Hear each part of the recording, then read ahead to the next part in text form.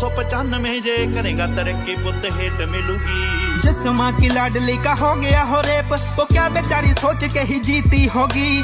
32 दरिंदों ने था साथ किया रेप, उस नन्ही सी जान पे क्या बीती होगी। इंसाफ की बातें तुम मुंह से थूक दो, डाल पेट्रोल इन्हें जिंदा फूक दो।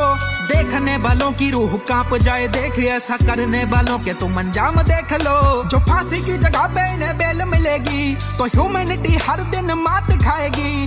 फांसी की सजा तभी सुनाई जाएगी, जब लीडरों की बेटियों पे आंच आएगी। सोए हुए यूथ कौन ही जगाएगा, कौन तेरे बाद सच को यूं आगे लाएगा।